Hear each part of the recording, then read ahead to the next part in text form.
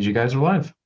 Good afternoon, everybody. Thank you so much for joining us, or good evening if you happen to be in the UK watching Janice Hallett talk to me about her second novel. Is it Twyford or Twyford? I never even thought to ask you. The Twyford Code. I never trust any British pronunciation. It's often so tricky. I mean, Shumley, for example, or Worcestershire, or yeah, right. There's so many that you even family names and family places like Beaver Castle, for example, or Bewley, right. Anyway, Twyford. So, right. So Janice, if you recall from The Appeal, her first book and giant #1 bestseller, which we discussed with her last January. And let me say that the American publisher is roughly a year behind the British publisher. So Janice has a new book out in January. Well, this month, is it, Janice? Yeah, that's just come out. The Alperton Angels came out last Thursday, and this Twyford Code came out yesterday in America. Okay. Right. So the Alperton Angels, we actually have some autographed copies coming our way, but I can't really talk to Janice about it because I haven't seen it, haven't read it. Hopefully we'll be able to discuss it with her next year when it appears here. And it's interesting. Sometimes the gap between the British and the US editions is fairly small. And sometimes, as in this case, it's an entire year. So there's no logic to it. I can't, for those of you who want to know in outrage why we have to do it this way, it's not our fault. Anyway, and The Appeal, by the way, is just out in paperback this month and doing really well. And we have copies at the bookstore. So if you missed it, you could start with The Appeal. The books are completely different. So there's no reason to read The Appeal, first from the Twyford Code. But in The Appeal, Janice adopted an unusual narrative structure. So why don't you fill us in on that? And then we can talk about the interesting structure of the Twyford Code. Indeed. Well, The Appeal was told mainly through text messages and emails between members of a drama group. So that's it makes for quite a very personal read, because you're reading from the point of view of all the characters. So you're reading from the point of view of the victim and the murderer as well as everybody around them. So yeah, it was quite different when it hit the shelves. Last year in America, and it's done really well. So it has. Here's the thing: the epistolary form is actually the form that the first novel published in English, Pamela by Samuel Richardson, adopted. And here's what it allows you to do: it allows you to have multiple narrators. They can all speak in first person. It gives you a plot progression because it's all sequential. And as Janice says, it allows voices of a character that's often hidden, only you don't know he's which one's the murderer. But I love it that, what we're doing is taking modern technology and reverting to the oldest novel form, because really the novel's essentially an 18th century construct. Books before then tended to be religious or nonfiction or, diaries or whatever it was. Yeah, poetry and religious texts as well, yeah. Right. But I love the fact that you took the epistolary form, which solves an awful lot of storytelling issues, such as having multiple characters with different voices, all able to speak in the book. It's also a really, I don't want to blow it. Anyway, there's a series of unreliable narrators in the book, despite the fact they are talking to you in that intimate way. And so it's a novel that truly will surprise most readers in the way that the story eventually plays out. I really enjoyed it. I thought it was fun. I kind of knew what you were doing, but I didn't know how you were doing it to me. So that was fun. Yeah, no, the reveal was great. It was lovely. So what is the structure you've now adopted? Are you now thinking that you are going to have to use some sort of unusual narrative structure in your novels? Well, I know I'm not done with it yet. Because the Twyford Code is also told in a quite different way. Only it's different from The Appeal as well. It's totally different. It's told from the point of view of one man. He's called Steve Smith, and he's just been released from prison. Now, he's only just learned how to read. And he can't write, still can't write. So the only way he can record his thoughts and feelings about what he's doing, which we'll come on to a bit later, the only way he can record that is to record his voice, which he does on his phone. And what we're reading is an automatic transcription of those audio files that he created, 200 audio files. And we know that that phone has been found and that Smithy himself is missing. So we have to read these audio files to find out what might have happened to him. It's really fascinating. It's basically, we don't know if it's the voice from the dead or the voice from the missing, but I really like it. Actually, his son, I think, didn't his son give him an old iPhone? Is that what he's recording on? His son gave him the old iPhone, his estranged son, and his probation officer suggested that he do this because Smithy, he's just released from prison, but he's also looking back on his life.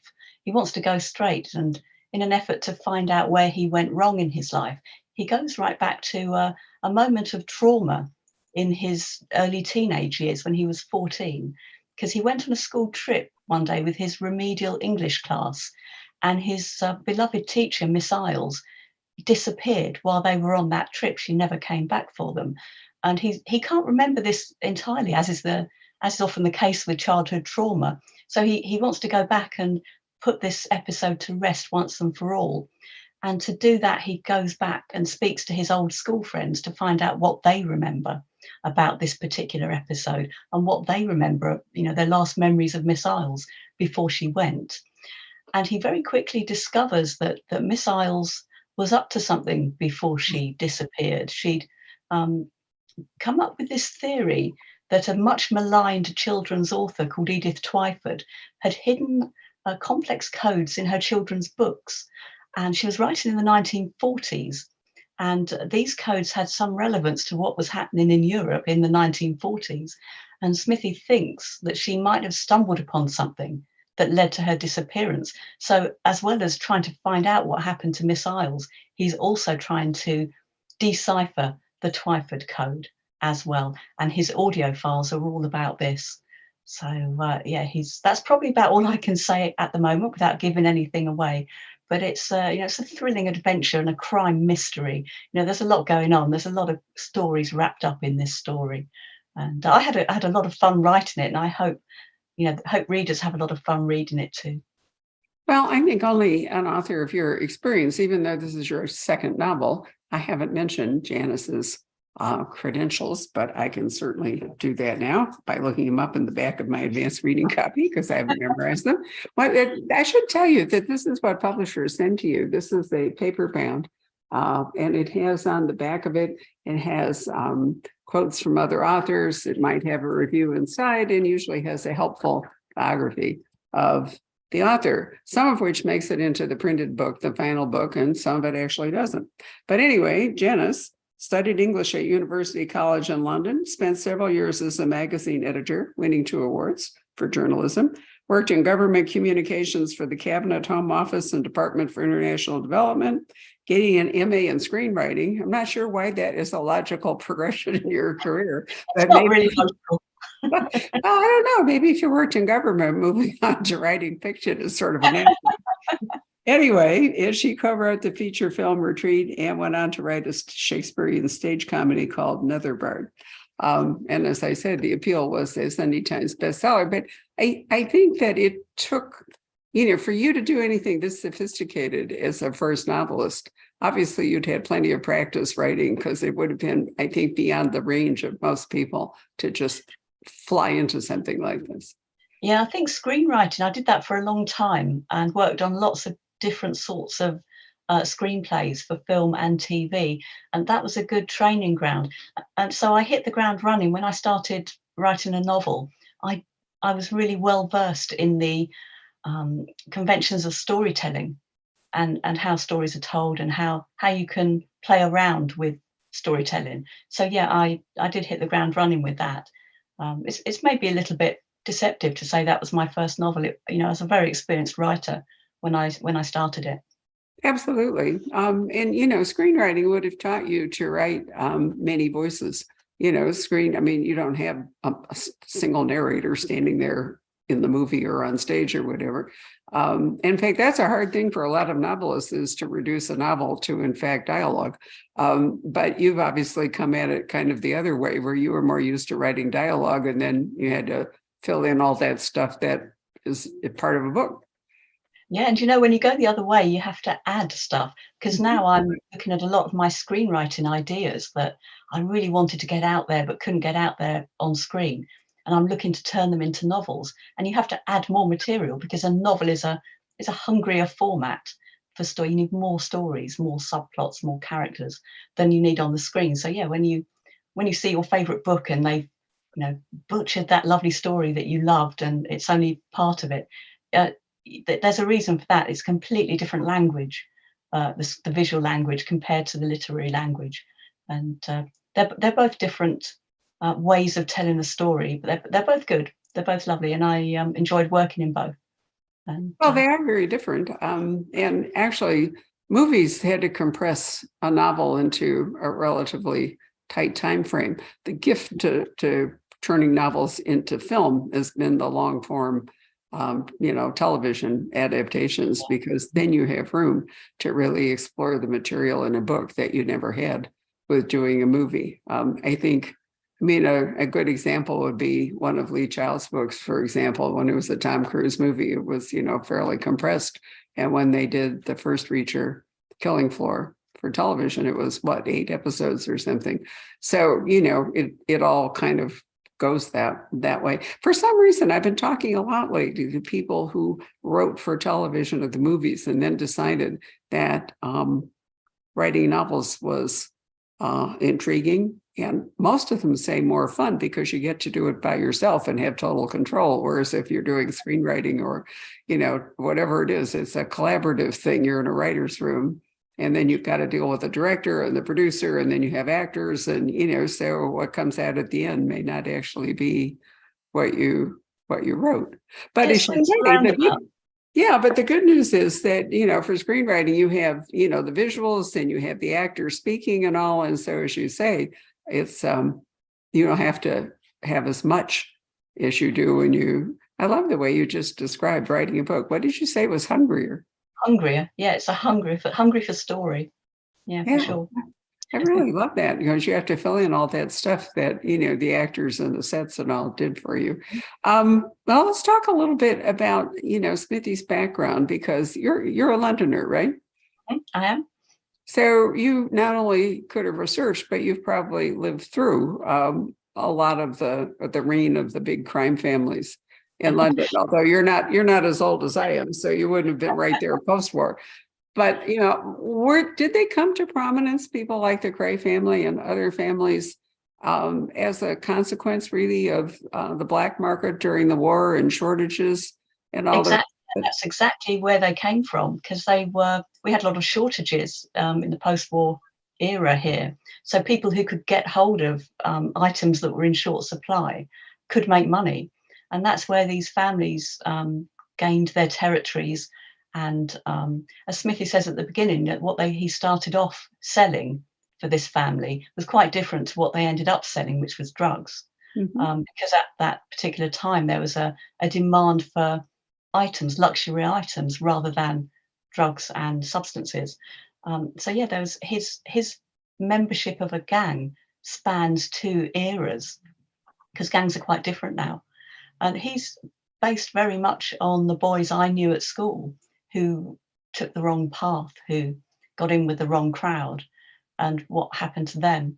And we have a lot of gang crime here in London now, but the gangs are so different and very deadly. And partly seeing that is, inspired me to think back to those boys that I knew who certainly got in with the wrong crowd, but they never killed anyone and they never died themselves. So, it's quite a sad background to the book, but it's very real. I think all fiction comes out of reality and the reality around us, and that's true of this book too. Well, it seemed to me that those gangs were really more like, difficult business corporations rather than criminal. Well, they were criminals, but they were actually, their goal was to make money. Yes, there's It's a a very plain fine line between criminal organisations and action organisations, because they both have to do the same thing. They have to manage people, they have to keep people loyal, they have to stop people who've worked for them leaving and starting up rival gangs or companies. So they're very, very similar in essence. Very much so. And, corruption. I mean, we just saw that, what is it? Zelensky had to bounce a few people, in his government in the Ukraine. So corruption seems to be, and there are opportunities. The other thing I love today is there are so many more opportunities through social media for people to do dumb stuff and expose themselves. I love the fact that your prime minister put up, I don't remember, Instagram or TikTok video or something, and revealed he wasn't wearing a seatbelt. So he's now been ticketed for, violating the safety code or whatever. And I thought, come on, did he realize that we were in a moving car and he clearly wasn't, belted in, that somebody might notice when it went public? I love it, that people can do some of the most amazing things. Right. Well, we see that every day here. Anyway, so was it often true that young boys in, poor districts and so forth, with probably schools that were underfunded, often didn't learn to read? Or did Smithy have a problem like dyslexia? Why was he not reading? He was certainly told he had dyslexia. But yeah, I mean, I was researching into literacy in the process of researching this novel, and I discovered that 50% of UK prisoners either can't read or struggle with reading and writing. And that was staggering. I kind of assumed it would be fairly high, but half, no, not at all. So that was a shock. And I can't believe there's not a connection between these people who can't read or write, who can't have that interface with the world that we need to get by, and who end up in prison because they've had to, make money a different way, an illegal way.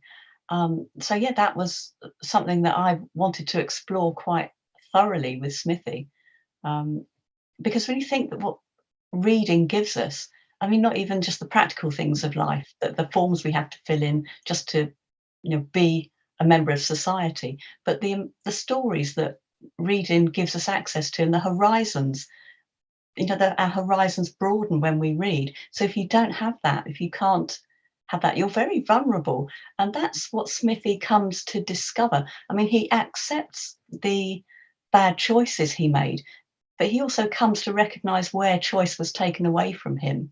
And he ended up with this gang who looked after him in his illiterate state, and he gained status and money and other things being a member of them. But they also kept him in thrall to them, and he was trapped, as he only really realizes that now in his 50s, having served a long time in prison for them. Well, So it's yeah, true. Gangs didn't have scholarship programs or whatever for rising stars. How young did they recruit children? early teens, as soon as they're old enough to do some running around, and young enough for the police not to worry them too much, but old enough to be out later at night and be running around the streets delivering. And that's what they start doing, running, delivering drugs, collecting money, delivering things, being foot soldiers first of all, while their loyalty is tested and they're controlled. Basically, it's a kind of control.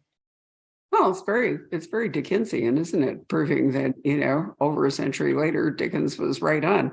Oliver Twist, that kind of thing.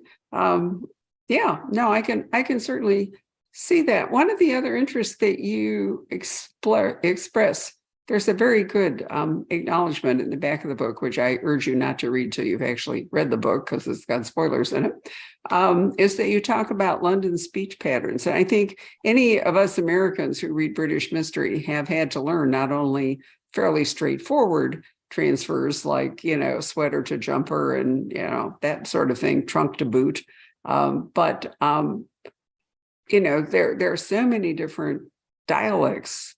And London is almost has its own. I mean, you can think about Yorkshire, or you can think about, Dorset or Somerset, and people having dialects there. But within London, just Metro London, aren't there all kinds of, language sort of subgroups?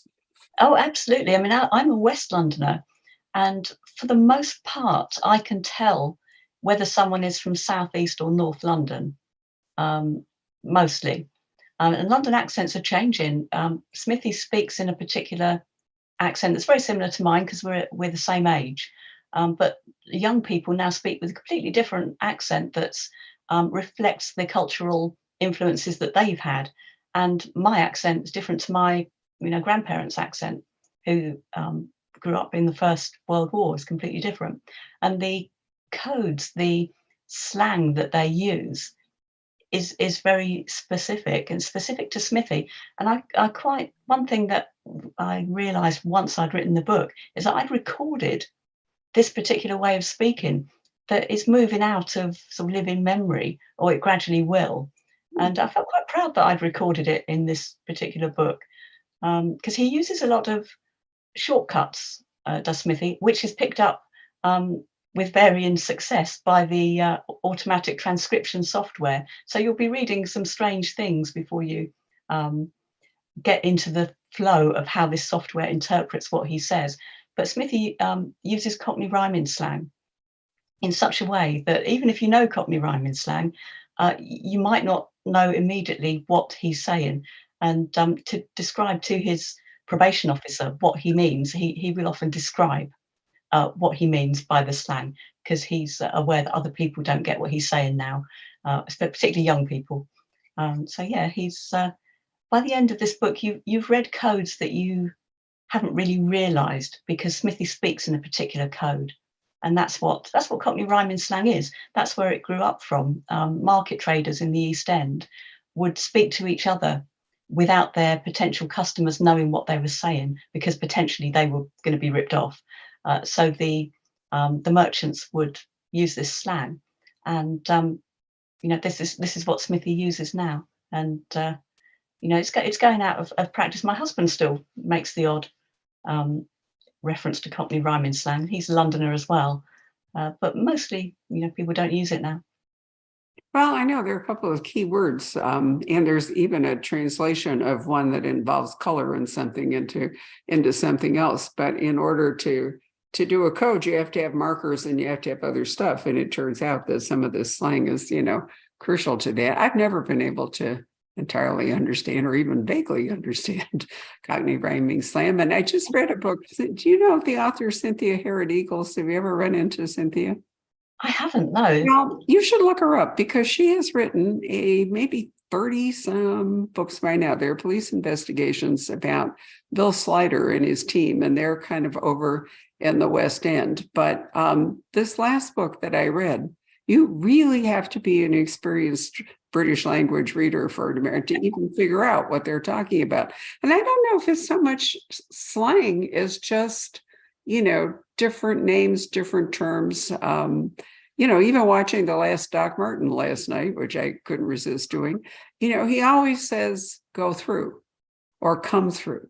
Americans would say come in, or, whatever. And, you kind of get used to phrases like that. Those aren't slang. They're just a more, come to mind. Americans would never say that. We would always say, let's meet at my house. Whereas if you're British, you most often would say, let's get together at mine. And then Americans are waiting for the noun, the mine what, but it doesn't happen. So I do think that your book in many ways is less testing than Cynthia's. But if you're interested in language, I'll send you an email with a couple of her titles. I think she's a wonderful writer, but I think the language would really fascinate you. Brilliant. Yeah, I'd love to. Yeah. Great. Well, that'll be good. So we've got little Smithy with his roots in a bygone area of London's criminal history, with a story that resounds today wherever poverty and addiction have a catastrophic impact on children and families and their communities. If only there were as many happy endings as there are young people, is what Janice writes here in the afterword. But let's talk about, Edith Twyford, because did you reference, I remember Val McDermott years ago, we were at Oxford, and in a conference, we were talking about books that we had loved when we were young, and she introduced the Chalet School.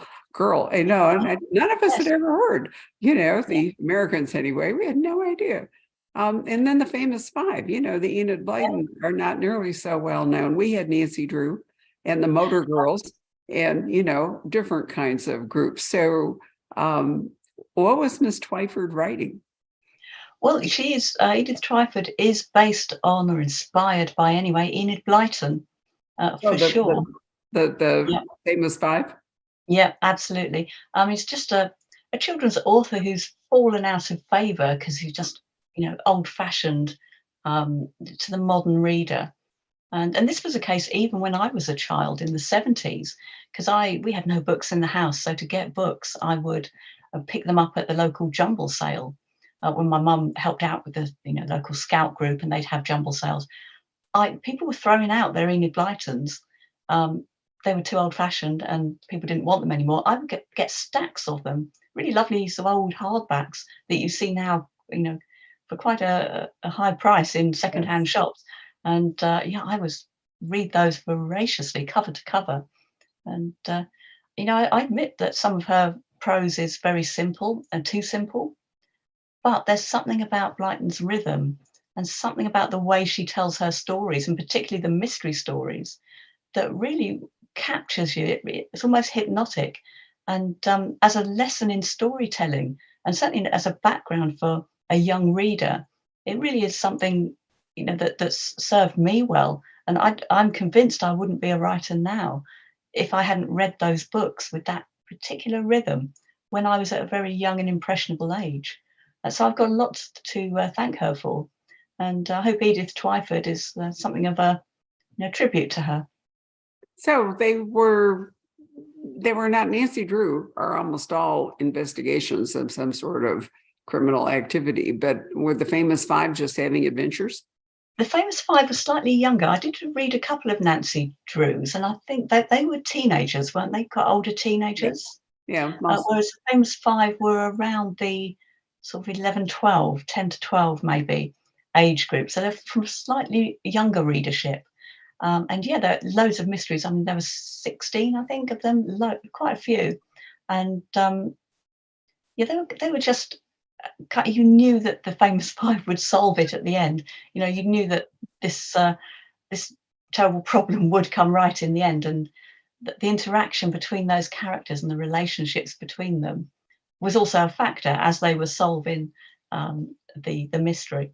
So the famous five. I don't know, do they stand up today? I'm not sure. They'd have a much younger readership than Blyton would intend. I think that we read them now at 7 or 8, if you read them at all, whereas Blyton would consider them to be a young teenage reader's book. I hadn't thought about it, but that's an interesting question. If you're going to write about a group of children who are basically on the loose, problem solving, theoretically without their parents supervising them and all, what age can you pick where they're just old enough to get away from, their parents being there the entire time, helicopter parents, and, being young enough to, I hadn't thought about that, but maybe, that probably has a lot to do with what age group you write for, if you have to pick your sleuths to be believable. Yes. Yeah, Blyton wrote for some very, very young children. And early in her career, she was a teacher of young children.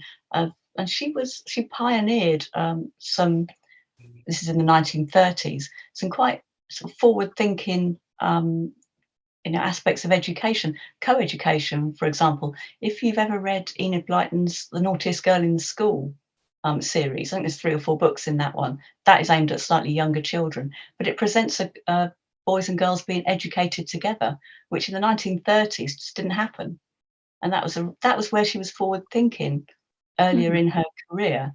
And of course, later in her career, she was very much maligned, even while she was still working, as not being someone for the modern age, not being a good writer for children to read.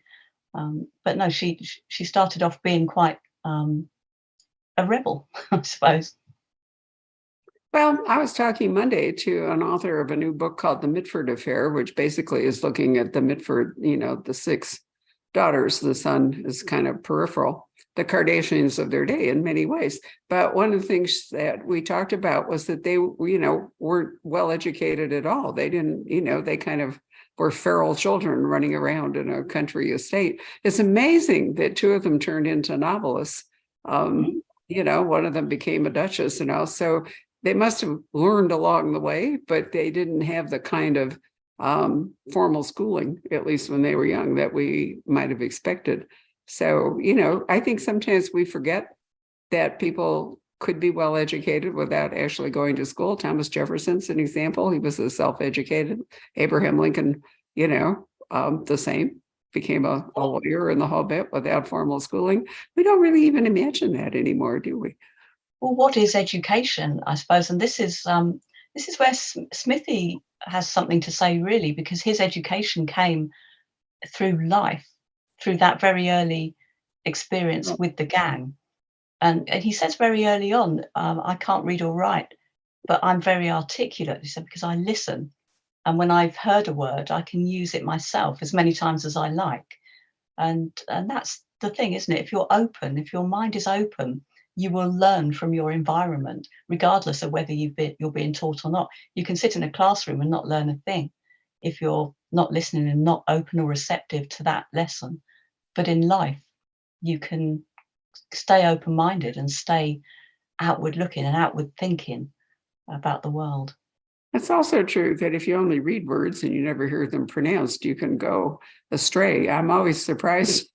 Every once in a while, I hear somebody say a word and I thought, that's not the way I say it. I recognize that I probably never heard anybody actually use it in conversation. And then I'm exactly the same. I do that. So there's some words I hesitate to use because I don't know how they're spoken. I've only ever read them.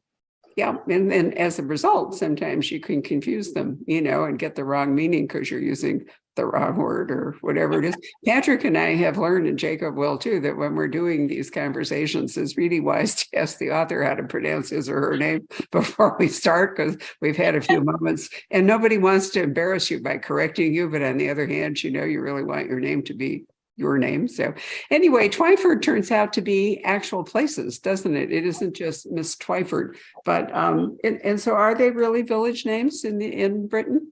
There's lots of places called Twyford. Yeah, it means, I did look it up and can I remember now what it means? It's something like a meeting of rivers.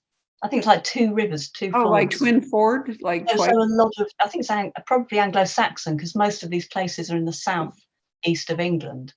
And it's so a lot of places will be called that, a meeting of two rivers. Twyford, it's also a surname as well. And right. Yeah. Well, her surname. I didn't realise that people would have a trouble pronouncing it. I thought it would be quite easy, but a lot of even English people have called it Twyford. So it's not even an American thing. Well, Y is one of those vowels that, you can give it different pronunciations. So, I mean, I guess all vowels, really, if you study French, you find out that, you have to be really careful with your vowels. So it would be true here. But anyway, it's useful for our author, Miss Twyford, to also have a name that denotes a physical place. And slight spoiler, you do have to pay attention to when she wrote her books, in the era. Because that has something to do with maybe whether or not she deployed a code in her books. Did she? And if so, why would Miss Isles have figured it out, put herself in danger, if in fact she did? And then we have Smithy. So, it's a story that actually has a long backstory, doesn't it? Very much so. And it's inspired by an awful lot. There's a lot behind it. As well. I think it's a book about books, really, because Smithy's, having only just learned how to read, he's discovering some of those books that we all read when we were in our early teens, when we first learned how to read a book cover to cover. Things like Animal Farm, Lord of the Flies, things that are quite simple, but good, resonant books to read. And he's just discovering that. He's just discovering the power of words and the power of stories when they're read on the page.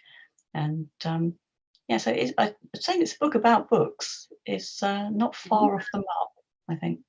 I think it's interesting you use audio files to tell a story about a book that's really about books, but it actually all works. And you have to hope that Smithy, wherever he might be, unless he's actually dead, is having a happy time reading, because this might be, a sort of golden year thing that he can do.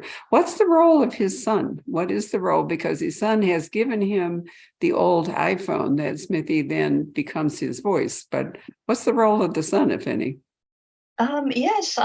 Well, at the end of the book, if you're not if you're not into solving codes and solving things yourself, if you read on, that there will be a character that comes up that will explain to you, what happened. So there's no need to worry about deciphering things. You don't literally have to work things out yourself, but you can if you wish.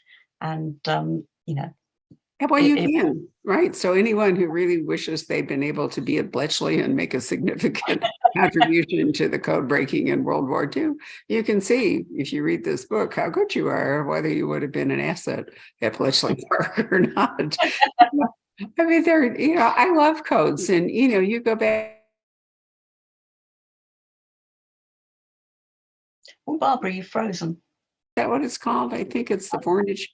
VOR and something like that. Anyway, it's a manuscript that nobody has ever successfully cracked, even the best code breakers. And maybe it's Voynich, Voynich. I should look it up. But it's puzzled people for generations or even possibly centuries, and that nobody has ever figured out whether it's a real code, whether it's a useful code, whether it's just nonsense, whatever it might be. Has illustrations, I think, sort of medieval. Whatever. So obviously there were some really great code makers from way back. Look at hieroglyphs, for example. It wasn't until one of the great code breakers of all time, Jean-Francois, what is his name? Champollion. And Champollion was able to decipher hieroglyphs because he got a hold of a stone that had the Greek, it had the Demotic and then it had Greek. So he was able to work from the Greek down to the hieroglyphs. Oh, yes. So there's a fine line between a code and a language. Mm-hmm. I think all language is just a code, and language is a function. So we have the potential to work out any different code or any language. We have the potential to learn it. Right, but it was because he was a code cracker that he was able to figure out. He was a Napoleonic guy. But if he hadn't been experienced in all that, he might not have been able to do the hard work. Because really, if you think about it, everyone thought they were a code for most people because they were so incomprehensible. It took a long time before one could work out that they really were a written language. Mm-hmm. So, They're beautiful, aren't they, hieroglyphs? Very beautiful, beautiful language, beautiful visual language. Yeah, no, they're absolutely gorgeous. And, it's a fascinating study to see how written language developed if you really study hieroglyphs and recognize, how they took sounds and then made symbols that replicated the sounds, and then on it goes. We didn't intuitively come to all this, language is something that developed over millennia. So fascinating stuff. So what are you doing with the Alperton Angels? Are you using still another interesting storytelling? Yeah, kind of. It's not a regular narrative again. This time it's, what we're reading is the contents of a safe deposit box. And what's in it is the research material that belongs to a true crime author. Now, she was engaged writing a book about historical crime that took place 18 years before. And she was locked in competition with her competitor, another true crime author, and both were racing each other to a key interviewee that was a baby 18 years earlier in this particular crime. It's a cult. They were rescued. They were about to be sacrificed as the Antichrist, but all was well. The baby's parents came to their senses. They left the cult, and all three went back into the care system because the parents were teenagers. So now Amanda is racing Oliver, her nemesis, to this interviewee, this 18-year-old who can now be interviewed as an adult. So we're reading her research, her emails, her WhatsApps, her notes, her written notes, her transcriptions of interviews that are transcribed by her assistant, Ellie. And we've got to read them and make a decision. Then we can either put them back in the safe deposit box and lock them away, or we can go to the police with them. So that's all I can say about that. No, but that's really fascinating. So basically, you're opening up a window into research, essentially, because this is what historians or whatever it is have to do when they find troves of letters or diaries or other things. And then, wow, that's really fun. Yeah, the reader has to decide, really. So it's another immersive experience, really. I think all three novels are immersive and kind of active. They're like active reading. And I'm not done with it yet. It's still going on. Well, that really is. I mean, in a way, they're certainly literary. Maybe the first one less so, but the appeal. But certainly this one, and it sounds like that one. You remind me a little bit of The Name of the Rose, which was a fascinating. I love that. It was, but there's a book where I'm a very experienced reader, and I have to tell you, it was only on the third try that I was able to read The Name of the Rose. I'm a speed reader, so if there are any speed bumps in my way, I can't read a book. I'll never be able to read Dickens. I only see him, in plays and other things because the dialect just knocks me out. But I realized that I couldn't read The Name of the Rose because one, it had footnotes, which I had to ignore, and two, it had kept translating to Latin. And, I would go like that and then I couldn't read it. So once I decided I was going to ignore all the translations, ignore all the footnotes and just read the story, which had a lot of nifty stuff in it, I really liked it. And so, I think all of us read differently. And some people really will bond to that kind of thing. And then people like me have a harder time with it. But I think the way that you've done this is really very seamless. If I could show you, I can show you. This is a page where you can see that you can see the dialogue, but you can also see voice number 1, voice number 2, voice number 6. So we kind of know who we can't hear them. What are the audiobooks? Are there audiobooks of your books? And if so, does the reading eliminate the need for voice 1, 2, and 3? Yes, it does. Yep.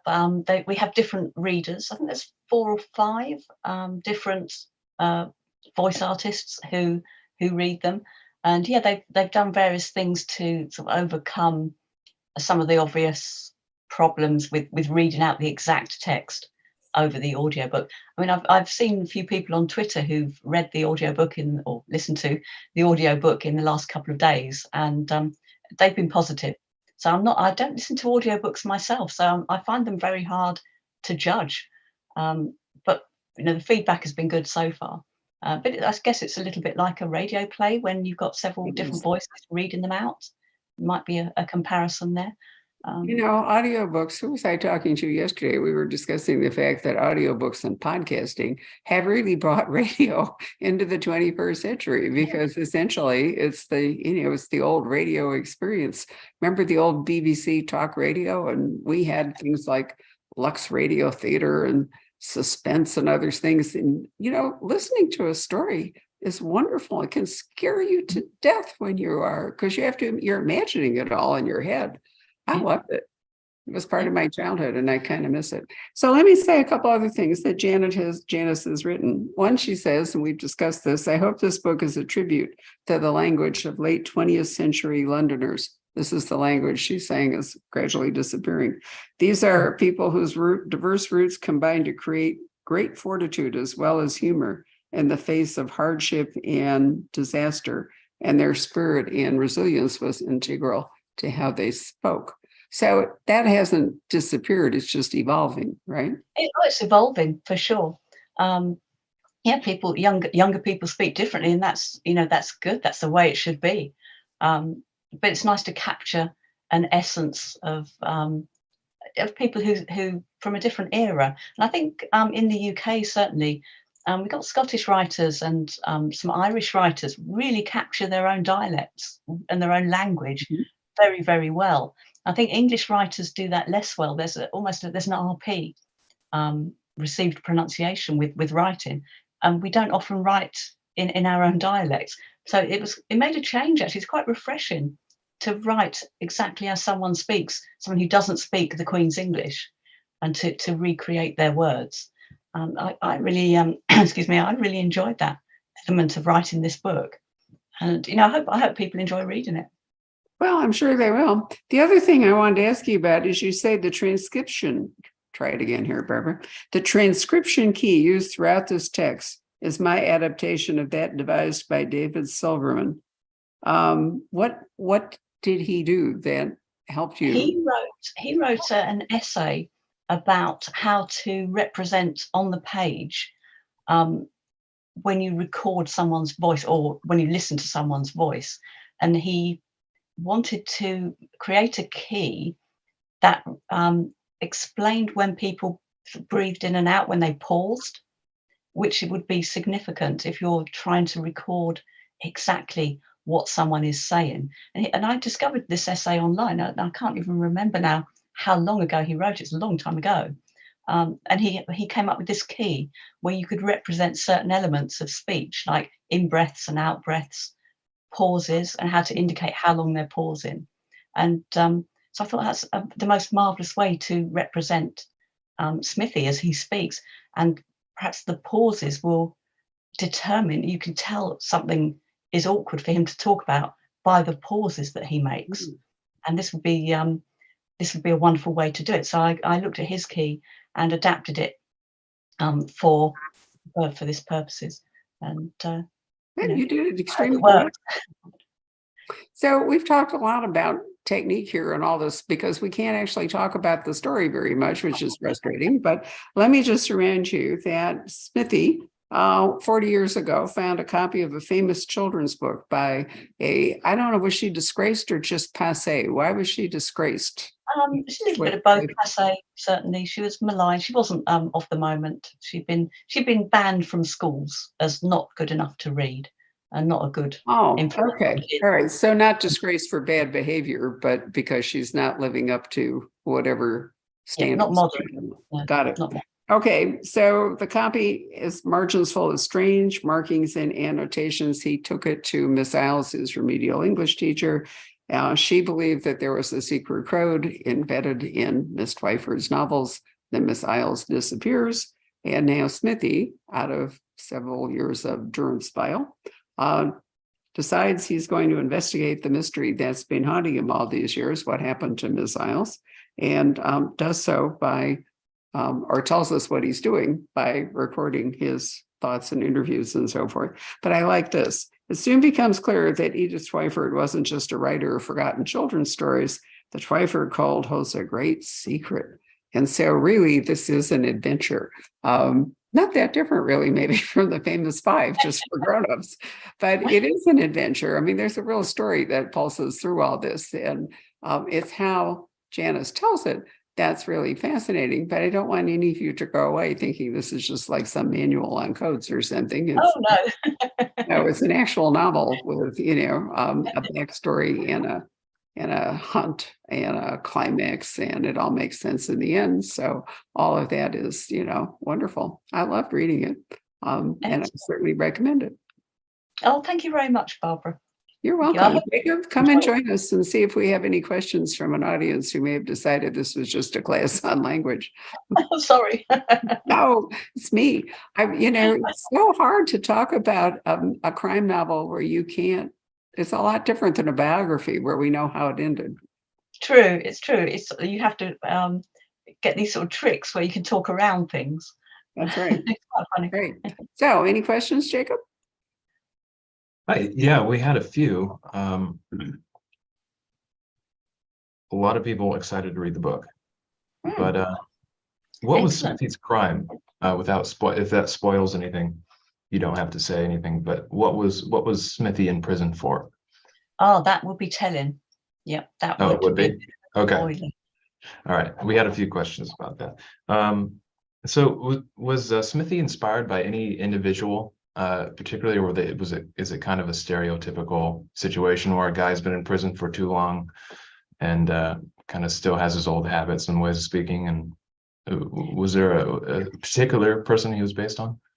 No, no, only his story is one that I was quite familiar with, of people who grew up around me. Um, and they've come good. You know, they're now in Right. their 50s and they've come good. And so I suppose he was inspired by a lot of people, but he's very much himself. And I think he's a Right. little bit of me as well. I think I've created a bit of a reverse version of me, perhaps what I would have been had I not had that marvelous introduction to books and reading at a young age. And if I'd fallen into the clutches of a gang, maybe I would have been a bit more like Smithy. So there's a lot of me in there as well. Well, here's a feminist question. Did those gangs recruit women, or was it mostly a male thing? It historically, it's largely male. I think women played a role, or played roles, supporting their men. Um, I should think I've seen a lot of fiction with women gang bosses and criminal gang bosses. So these days, I guess women have occupied that space as well. But the old fashioned gangs that Smithy joined at the tail end of, they would be very male. All right. We have a question from Patricia Eastman. Did you do research on any adult literacy learners and their journeys? Yes, as far as I could, because I wrote and researched the Twyford Code during lockdown. So I couldn't do a whole lot of research that I might have done if I'd have had access. But I did read a lot about literacy, and I spoke to a prison charity over Zoom, who help teach prisoners to read as best they can, and that they were very informative, telling me a lot of stories about the kinds of prisoners that they have who can't read, how they cope with it, how they compensate for not being able to read. So I did a lot of research on that level. And I think I've always had a fascination with people who can't read, because it's been such a big part of my life. And I've had a lot of sympathy for people who don't have that. So it was sobering nonetheless to discover quite how rife illiteracy is in the 21st century. So yeah, I did do a lot of research in answer to your question, Patricia. Thank you. Yeah, it's sobering when you look into it. Here's a footnote, which I found interesting. Not long ago, I got an email from a gentleman who is, in fact, a prison librarian, and asked if we had spare books that we could donate to the prison library, because they had a lot of voracious readers. And I wrote back and I said, you are aware that most of what we have is crime fiction. And is that going to be okay? And he wrote back and said, they're not allowed to have true crime. They are not allowed to let the prisoners read true crime. But as far as thrillers and mysteries go, they just lap them up.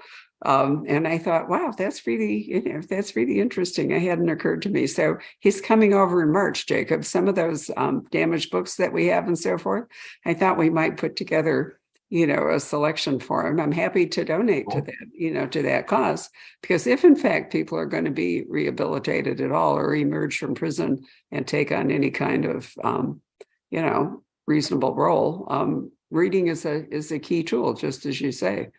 So if we can do anything to encourage that, I think it'll be great. But I love the fact they can't read true crime. I mean, Yeah. I think there's some way better ideas about how to be criminals in fiction than there actually is in true crime. So I started thinking maybe never Tom Perry, who I've often said of Thomas Perry, who's the author of The Butcher's Boy and other things, that if he weren't an author, he'd make a great career criminal, because his whole mind defaults, to how to do stuff like that. So I didn't think that would be a helpful thing to donate to the prison library, but we'll see. Anybody else, Jacob? Yeah, Jill asked, do you think audiobooks may help those who can't read and be able to join, the world of story? Yeah, 100%. I mean, that gives people who can't read yet access to all sorts of stories. I mean, you still need to be able to read to get by in life. But yeah, I mean, that's a really good point, that audiobooks is a window to fiction for people with literacy skills. And audiobooks, are they accessible in prisons? I doubt it. But, as a further thought, you and I sort of touched upon this, that audiobooks would be a help in learning how to pronounce words. Because there are a lot of words that don't sound spoken the way they are written. So if you were not an experienced reader, an audiobook could really help you in terms of, improving your speech. Yeah, for sure. All right, that's it. That is. Well, Janice, as always, it's been an absolute pleasure. Is there anything you'd like to say, that we haven't covered? No, not really. Just to say it's been an absolute pleasure to be here and to be talking about the Twyford Code, and to see you again, Barbara. It's been wonderful. So, and thank you very much for listening, everybody. I really appreciate it. Yeah, it's really been a joy to have a chance to speak to you. One of the great things about Zoom is that we can, in fact, speak to authors in other countries during the pandemic because nobody was traveling. But even now, it's not terribly likely that Janice will be visiting Scottsdale in the near future. And considering our weather, which has been absolutely freezing, I don't know that it would be all that. It's probably warmer in London than it's been in Scottsdale. What has your temperature been? It has been -5, -6. It's a little bit warmer today. It's raining today. Well, we've been right at freezing for several nights. We have to rush around and cover up our plants, which is so weird. Normally I say to people, in any Eastern or whatever climate, come and see us in the winter, but I don't know that would have been a great move this January. Anyway, I hope you will come someday, but meantime, isn't it great that we have Zoom? I would love to, but yeah, Zoom is also the next best thing. It is indeed. So thank you all for watching. Bye, everybody. Bye, Jacob. I'll see you in a little while. See you. Bye. Bye, Janice. Bye-bye, Jacob.